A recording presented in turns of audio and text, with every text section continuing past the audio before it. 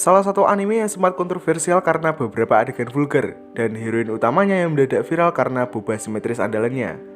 Ya, di kesempatan kali ini saya akan membahas anime My Dress Up Darling.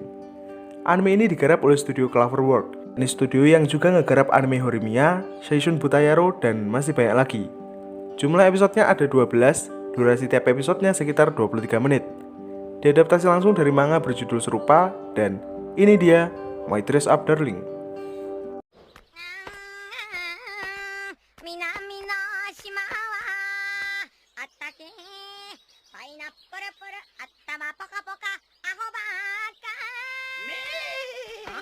Anime ini dibuka dengan memperkenalkan tokoh utama kita yang masih kecil. Dia bernama Gojo Wakana, yang memiliki ketertarikan unik dengan boneka tradisional Hina. Namun, ketertarikannya dan boneka Hina membuatnya dibenci oleh beberapa teman. Hingga di masa SMA, Gojo masih menekuni kerajinan boneka Hina dan menjalankan bisnis kerajinan ini bersama dengan kakeknya seorang, sebab kedua orang tuanya telah tiada. Sedari SD hingga sekarang, Gojo nyaris tak memiliki satupun teman, karena hobinya sedikit berbeda dengan anak seusianya. Namun ketika ia berada di kelas, Gojo mengalami kejadian tak terduga, di mana ia kedapatan teman kelasnya yang bernama Kitagawa Marin baru saja terbentur di mejanya. Marin ini adalah cewek populer, yang sangat trendy, fashionable, dan pokok intinya, si Marin ini sangat berbeda dengan Gojo yang merupakan seorang penyendiri. Meskipun tergolong sebagai siswi populer, Marin tidak mudah didekati oleh sembarang laki-laki, karena ia tak menyukai laki-laki yang suka menghina hobinya. Usai jam pelajaran, Gojo terlihat piket seorang diri, sebab ia telah dimanfaatkan oleh teman-teman yang lain. Kebetulan Marin mendapatkan piket di hari yang sama, dan ia memberi nasihat kepada Gojo agar lebih tegas untuk menolak permintaan orang lain yang bersifat merugikan. Sesampainya di rumah, Gojo kembali menjalankan rutinitasnya untuk menjahitkan baju boneka Hina miliknya. Tapi ia kedapatan masalah di mana mesin jahit yang ia pakai telah rusak. Alhasil Gojo meminjam mesin jahit milik klub kerajinan yang tak dipakai, namun tanpa sadar bertemu dengan Marin di sana.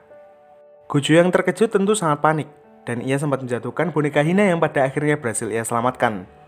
Tak disangka, ketertarikan Gojo dan boneka Hina mendapatkan apresiasi dari Marin, ditambah dengan kemampuan menjahitnya yang tergolong langka di kalangan anak SMA.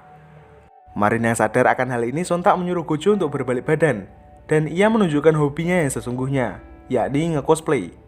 Akan tetapi, kostum yang Marin kenakan nyaris tak memiliki kemiripan. Gojo sendiri terbawa suasana dan mengkoreksi kostum buatan Marin dengan sangat kasar, hingga tanpa sadar membuatnya bersedih. Sadar akan hal ini, Gojo tentu meminta maaf. Lalu Marin balik memohon jika ia ingin dibuatkan kostum untuk event cosplay mendatang. Dan Gojo menerima permintaan itu dengan senang hati, karena untuk pertama kalinya, ia akan membuat baju untuk manusia.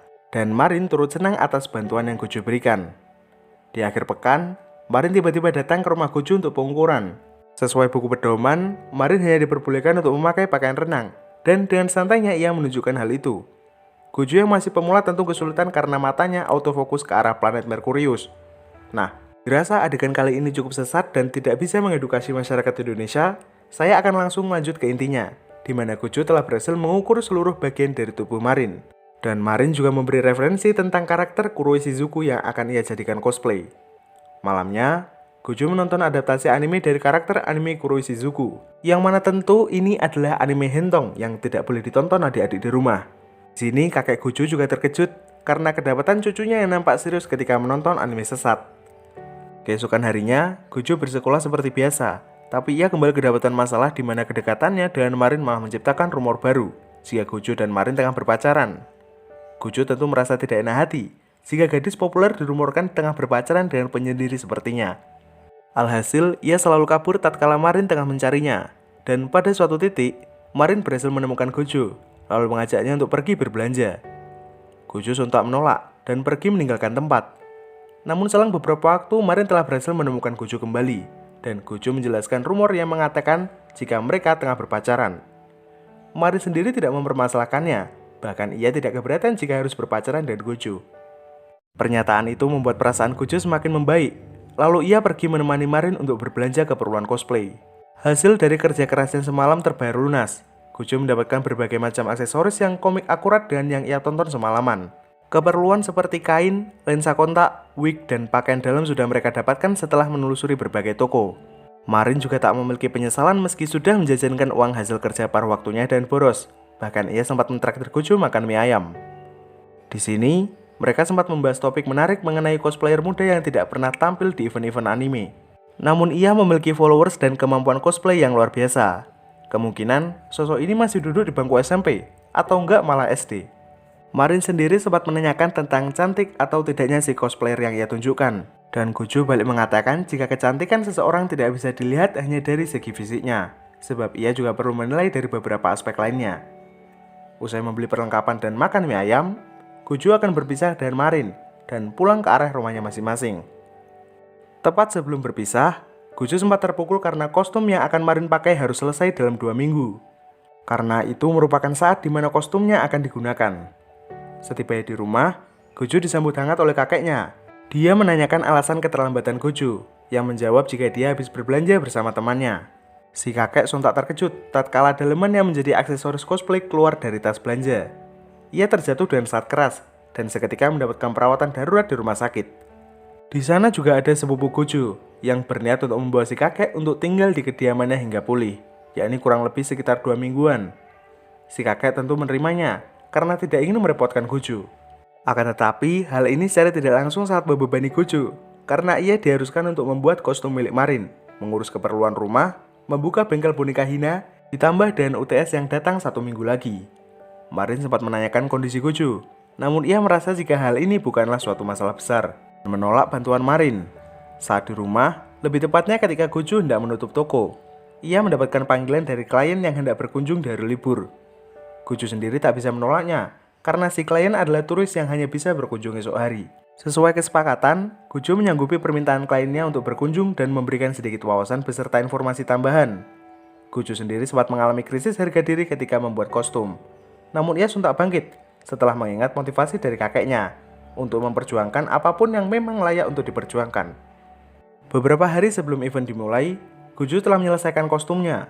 Namun hal ini malah membuat Marin terkejut, sekaligus merasa bersalah, karena sejatinya ia tidak harus ikut event cosplay minggu ini juga. Perjuangan Gojo untuk ngebuat pembuatan kostum tentu membuat Marin menangis. Ia malah merasa bersalah karena secara tidak langsung menekan Gojo untuk ngelembur kostumnya. Namun demi mencairkan suasana, Gojo mengajak Marin untuk mencoba kostumnya. Pertama-tama, Gojo merapikan rambut Marin, lalu menyanggulnya. Setelah itu mereka menyiapkan beberapa alis palsu dan lensa kontak. Kemudian, Marin meminta sedikit waktu untuk mengenakan kostum miliknya. Dan hasilnya, kostum Kuroi Shizuku buatan Gojo nyaris tidak memiliki cacat. Saking senangnya, Marin menjadi sangat antusias untuk bersuah foto. Ia bahkan menyempatkan diri untuk membuat akun Twitternya sendiri, tapi bukan buat open BO. Tepat di saat event cosplay tengah digelar, Gojo menemani Marin untuk pergi bersama-sama dan bertemu dengan berbagai macam orang unik yang sedang cosplay. Ada juga yang meminta Marin untuk berpose, dan Marin juga meminta beberapa orang untuk berfoto dengannya. Kondisi cuaca yang begitu panas membuat Marin menghampiri Gojo dan minta tolong agar mereka mencari tempat teduh. Kostum yang Marin pakai sempat hampir merosot karena ia memaksa menggunakan nubra agar oval-nya lebih besar dan akurat.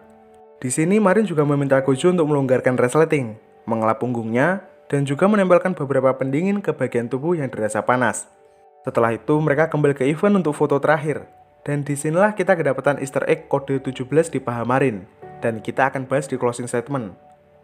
Setelah mengikuti event cosplay, Gojo mengucapkan rasa terima kasih atas pengalaman berharga yang ia dapat. Marin juga berterima kasih atas bantuan besar yang Gojo berikan. Gojo sendiri nampak sangat kelelahan. Dan tanpa sadar ia memuji kecantikan Marin. Yang mana sejatinya, kata cantik adalah ungkapan langka yang keluar dari mulut Gojo, dan itu tentu membuat Marin kalang kabut. Usai mengikuti event cosplay, Gojo dan Marin membereskan properti yang mereka gunakan tempo hari. Di sini Marin merasa jika kedekatannya dan Gojo menimbulkan perasaan khusus. Ditambah akan kedatangannya di kediaman Gojo yang malah disambut hangat oleh si kakek. Si kakek sendiri sempat mengkhawatirkan kesehatan Marin, karena ia tinggal sendiri di rumahnya, dan hanya bertahan hidup dengan makanan beku yang tidak sehat. Alhasil, si kakek menawarkan Marin untuk makan di rumah Gojo. Lalu Gojo bergegas pergi untuk mengantar Marin. Sebelum pergi, Marin tentu mengucapkan salam perpisahan. Namun ia merasa perbincangannya dan Gojo semakin aneh. Karena sepengetahuan Marin, ia sudah mengagumi Gojo secara diam-diam. Keesokan harinya, lebih tepatnya saat hujan mengguyur wilayah sekitar, kakek Gojo nampak melihat seorang gadis kecil yang kehujanan. Dan karena ia mengira gadis itu adalah teman Gojo, si kakek membiarkannya masuk begitu saja. Kemudian, si kakek berniat untuk keluar sejenak. Lalu Gojo tentu kebingungan, karena Marin tengah kerja paruh waktu saat ini. Ditambah lagi tidak ada siapapun teman lain selain Marin. Gojo yang curiga malah mengira jika ini adalah modus pencurian. Namun apa yang ia kira maling hanyalah loli glowing yang kini tengah mangkring di rumahnya. Insiden di kamar mandi tentu membuat suasana semakin canggung. Lalu si gadis memperkenalkan diri bahwa dia adalah murid kelas 2 dari akademi perempuan bernama Inui Sajuna alias Juju. Dengan kata lain, Juju 1 tahun lebih tua dari Gojo. Dan kedatangannya di sini ditunjukkan untuk melihat kostum buatan Gojo. Gojo yang salah tangkap malah mengajak Juju untuk melihat boneka Hina, sebab ia mengira jika Juju tertarik dengan bonekanya. Namun Gojo salah, sebab Juju datang untuk dibuatkan kostum cosplay seperti halnya yang Gojo buatkan untuk Marin. Juju kembali memperkenalkan diri, bahwa ia adalah cosplayer terkenal yang dikagumi Marin. Lalu tiba-tiba datanglah Marin yang sangat senang karena bertemu dengan idolanya. Awalnya Juju sangat meremehkan Marin, karena mengira jika Marin hanya ikut cosplay asal-asalan. Namun setelah mendengar cerita Marin yang juga mengagumi beberapa karakter anime, Juju malah balik mengagumi Marin sebagai tipikal cosplayer yang ia sukai. Kemudian, Juju meminta nomor HP Gojo, agar dia bisa mengirim ukuran tubuh dan kostum yang ia inginkan. Juju sempat salah mengira jika Gojo dan Marin tengah berpacaran. Gojo sendiri tentu sangat malu, dan Marin malah senang setelah tahu jika Gojo tak punya pacar. Di sini juga, Marin sempat mengajak Juju untuk cosplay bersama-sama, namun Juju menolaknya dengan spontan. Meski demikian, Marin masih belum menyerah. Ia menawari Juju untuk foto studio dan cosplay bersama-sama, yang mana jika mereka patungan, maka biayanya akan jauh lebih murah. For your information, harga per jam sewa studio di Jepang itu sekitar 15.000 yen, atau setara dengan 1,8 juta rupiah. Dan jika dibandingkan dengan harga studio foto di Indonesia, tentu di sini lebih murah, karena harga sewanya hanya sekitar 100-200 ribu. Kembali ke cerita, di mana Juju akhirnya sepakat untuk cosplay bersama Marin dan menyewa studio foto bersama-sama. Di sini Gojo sempat meminta Juju untuk memberikan referensi yang berarti DVD anime yang akan ia cosplaykan. Namun Marin terlebih dulu mengajukan diri untuk meminjamkan DVD-nya. Setelah itu mereka pulang ke rumah masing-masing, dan Gojo mendapatkan nasihat dari kakeknya agar ia senantiasa membantu teman-temannya untuk membuat pakaian cosplay. Latihan ini diharapkan mampu membuat Gojo semakin mahir dalam pembuatan pakaian boneka Hina. Maka dari itu, si kakek sangat menganjurkan Gojo untuk belajar dari berbagai macam aspek. Sesuai kesepakatan, Gojo datang ke rumah Marin untuk singgah dan mengambil beberapa DVD. Belum lama setelah kedatangannya, ia sudah disambut dengan pemandangan mantap jiwa. Kemudian Marin menawarkan Gojo agar nonton anime bersama-sama. Marin yang sudah nonton sebagian tentu tidak terlalu excited, dan malah sibuk memandangi wajah Gojo. Tiba-tiba perut Marin mengeluarkan kode asupan makanan yang sangat keras. Lalu ia bersikeras untuk membuatkan hidangan meski Gojo sudah tahu jika hidangan yang Marin masak adalah makanan cepat saji. Marin berniat untuk membuatkan omurice dan beberapa tulisan di atasnya. Akan tetapi, hasil dari jerih payahnya malah gagal. Meski Gojo menyukai rasanya, namun Gojo juga mengira jika omurice buatan Marin adalah nasi goreng. Beberapa hari kemudian, Gojo telah menyelesaikan desain pakaian milik Juju. Tidak ada permintaan revisi karena itu sudah sangat detail dan bagus. Kala itu Juju sempat membagikan informasi tentang cara penggunaan selotip cosplay. Lalu Juju juga mengatakan bahwa ia punya adik yang mahir dalam penggunaan kamera.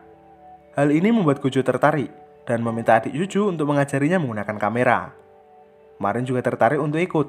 Lalu mereka berkumpul di restoran keluarga dekat rumah Juju. Adiknya yang masih SMP ini bernama Inui Shinju dan badannya jauh lebih besar ketimbang kakaknya. Bahkan tinggi Shinju udah mencapai 178 cm. Terus untuk ukuran planetnya, ya kalian bayangin aja sendiri. Setelah memperkenalkan diri, Shinju memamerkan hasil jepretannya kepada Marin dan Gojo. Dia jugalah yang ternyata sudah membuatkan akun sosial media untuk kakaknya. Namun ia tidak pernah membalas satupun DM karena kesusahan dalam berinteraksi. Meski demikian, ia sangat menyukai Juju sebagaimana mestinya. Di akhir pekan, Juju mengajak Gojo dan Marin untuk pergi mencari spot foto yang bagus, yakni sebuah rumah sakit terbengkalai yang cocok dengan salah satu adegan di anime yang akan mereka mainkan. Marin akan pergi ke atas bersama Shinju, sementara Gojo akan menelusuri lantai bawah bersama Juju. Di sini, Gojo sempat bertanya tentang alasan Juju meminta Gojo untuk dibuatkan cosplay, dan Juju sendiri tak bisa menjawabnya begitu saja, karena jika disimpulkan, Juju sudah jatuh hati pada kostum yang Gojo buat, dan hal ini tanpa sadar membuat Gojo merasa senang. Namun ia terlalu excited karena Juju yang besar di akademi perempuan tiba-tiba pingsan, sebab ini adalah pertama kalinya Juju disentuh laki-laki seusianya. Tepat setelah ujian tengah semester berakhir, Marin mengajak Gojo untuk pergi ke pantai. Di sana masih terlalu sepi karena belum masuk musim panas. Meski demikian, mereka malah bisa menikmati suasana pantai yang damai, walaupun beberapa camilan yang mereka bawa dibawa lari oleh burung di sekitarnya. Marin juga mengajak Gojo untuk bermain air di tepi pantai, dan untuk kali pertamanya, Gojo merasakan kesenangan selain mengagumi boneka Hina. Lalu Marin juga tanpa sadar mengajak Gojo untuk pergi ke banyak tempat selama musim panas, tanpa adanya kehadiran orang lain selain mereka berdua. Marin sendiri malah merasa malu dan pergi meninggalkan Gojo. Sementara Gojo masih dengan santai menikmati suasana tepi pantai yang sejuk, namun tanpa sengaja kepleset rumput laut dan terjatuh. Menjelang hari pemotretan, Gojo dan Marin membeli beberapa keperluan untuk perlengkapan aksesoris cosplay. Lagi-lagi Marin dengan percaya diri memamerkan planet Neptunus miliknya yang simetris, meski ujung-ujungnya malah malu sendiri. Kemudian, mereka juga mengundang Juju karena kostum yang ia pesan sudah jadi. Juju nampak sangat sempurna ketika memakai kostum buatan Gojo, meski ia juga meminta revisi untuk melebarkan bagian roknya. Tak hanya Juju, Marin juga diperbolehkan untuk mencoba kostumnya, dan ia nampak sangat akurat dengan karakter yang ia mainkan. Besoknya, barulah mereka bertemu di rumah sakit terbengkalai sebagai spot utama. Marin dan Juju dipaksa menunggu terlalu lama untuk kedatangan Gojo dan Shinju. Mereka pun mengisi waktu senggangnya untuk bersuah foto dan menguploadnya di sosial media.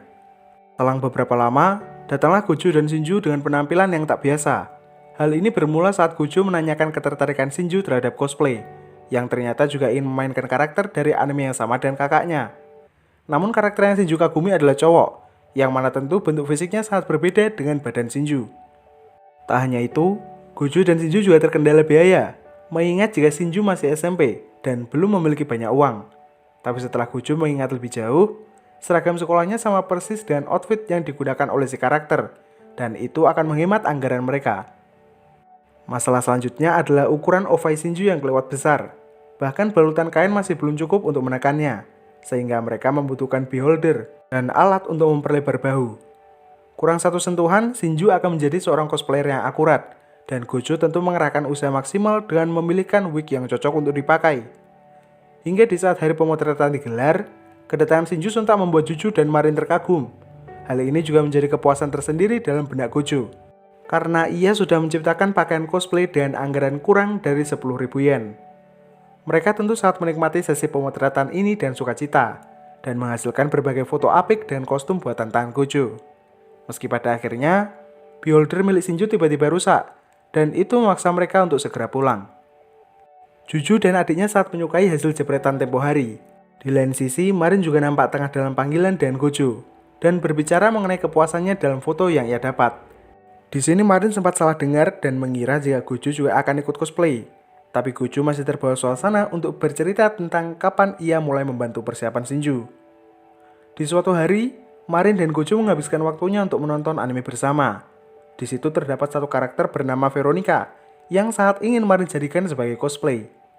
Pakaiannya yang minim tentu membuat proses pengerjaan menjadi lebih cepat selesai. Gojo juga sudah membuatkan gigi palsu untuk Marin pakai. Untuk menutupi masalah warna kulit, mereka tinggal menggunakan foundation berwarna coklat. Namun masalahnya, Marin habis kejedot dan tidak bisa mengenakan wig.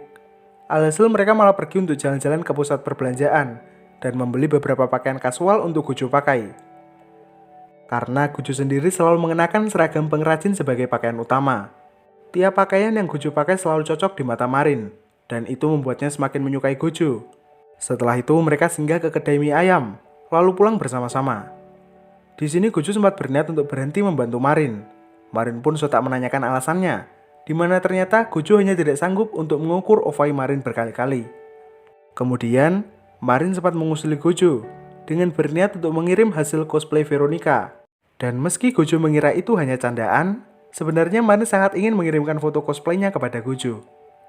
Karena cuaca di sana sangat panas, Marin mengajak Gojo untuk singgah ke kafe manga, di mana pada tempat itu mereka bisa berteduh sembari mendinginkan badan, sekaligus membaca banyak manga secara gratis. Marin sempat menunjukkan salah satu manga favoritnya, yang menceritakan kehidupan seorang mangaka dan sucubus, di mana manga tersebut juga membuat Gojo ketagihan. Marin sendiri sangat ingin nge-cosplay karakter sucubus, dan Gojo memberikan dukungan karena itu juga menarik minatnya. Mereka pun mulai menyiapkan keperluan yang hendak dipakai, lalu bergegas menuju tempat pemotretan di keesokan harinya. Tanpa disadari, tempat yang mereka sewa adalah Love Hotel, yaitu tempat di mana seorang pasangan tengah melakukan Baiwan Funny. Marin akan berganti kostum sejenak, Sementara Gojo akan menunggu sembari menonton TV yang isinya film mantap jiwa. Setelah itu, Marin kembali datang dengan kostum Sucubus buatan Gojo. Lalu ia dibantu Gojo untuk merias dan memasangkan wig. Setelah itu, barulah mereka memulai sesi pemotretan. Gojo benar-benar sangat antusias untuk memotret Marin yang tengah jadi Sucubus. Dan pada suatu titik, Gojo kedapatan masalah mengenai perspektif pengambilan gambar, lalu menyuruh Marin untuk duduk di atasnya. Gambar yang mereka dapat sangatlah bagus, namun suara kamar sebelah yang tengah menanam sayuran cukup merusak suasana pemotretan. Hingga tanpa sadar, ada yang berdiri tegak, tapi bukan keadilan.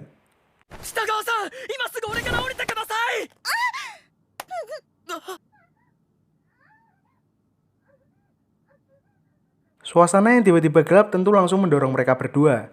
Namun ketika situasi sudah mencapai late game, mereka mendapatkan telepon dari resepsionis dan mengatakan jika jam sewa mereka telah usai.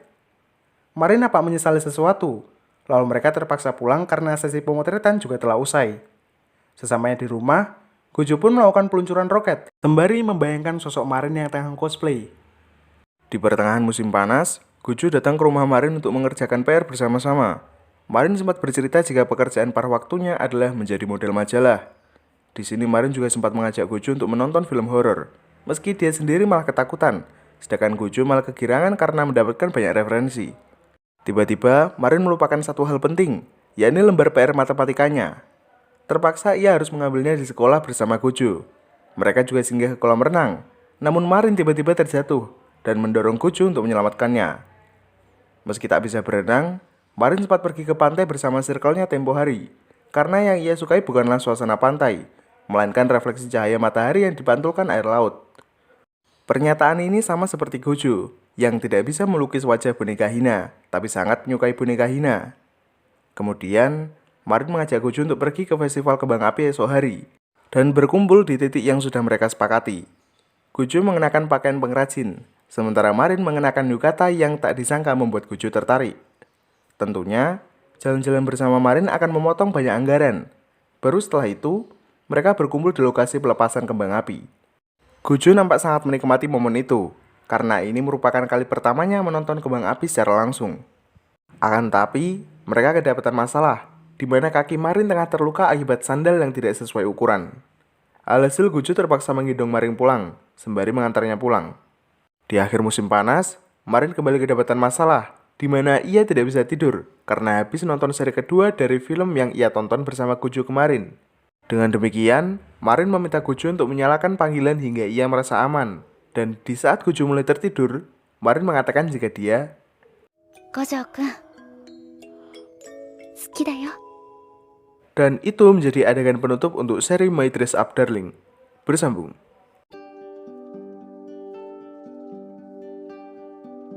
Di awal cerita, Marin memainkan cosplay sebagai karakter bernama Kuroi Shizuku dari game yang ia mainkan, yang mana jika diterjemahkan maka artinya adalah Akademi Perempuan Berlendir, kehidupan ajaib di ekskul tanpa malu bagian kedua. Dilihat dari segi manapun ini adalah game porno. Hal ini juga terbukti di mana Marin terpaksa menggunakan Nubra agar Novaya terlihat lebih besar, sesuai dengan karakter yang ia cosplaykan. Di episode kelima, lebih tepatnya saat Marin melakukan sesi foto terakhir di event cosplay, kita melihat kode unik di paha Marin, di mana sebenarnya logo ini adalah kode bahwa Kuroi Shizuku sudah bercocok tanam sebanyak 17 kali. Ingat, karakter Kuroi Shizuku, bukan Marin. Hal ini sudah dikonfirmasi Marin sebelumnya, di mana saat Gojo membantu Marin mendinginkan badan, ia juga menjelaskan bahwa kode itu hanyalah pelengkap agar cosplay yang ia mainkan semakin kompleks dan akurat. Sedikit penegasan, jika kita sebagai fans atau sekedar penikmat serial seperti ini, maka jangan berfantasi secara berlebihan, apalagi sampai mikir jika salah satu karakternya memiliki perilaku menyimpang. Jika kalian bertanya apakah Marin emang benar menyukai Gojo, saya akan menjawab jika itu benar, alias bukan candaan. Hal ini sempat ditunjukkan di berbagai adegan, di mana Marin menegaskan jika dia memang menyukai Gojo. Buktinya lagi adalah judul dari anime ini, yakni Sono Biskyudol wa Koizuru, yang berarti jika boneka Ria sedang jatuh cinta, di mana itu tentu mereferensikan karakter Kitagawa Marin. Seperti biasa, tolong koreksi jika ada kesalahan dalam pembahasan. Pertanyaan lebih lanjut bisa kalian sertakan di kolom komentar. Terima kasih banyak buat kalian yang udah nonton video ini sampai habis. Kiko watashi wa ari to mata aimashou.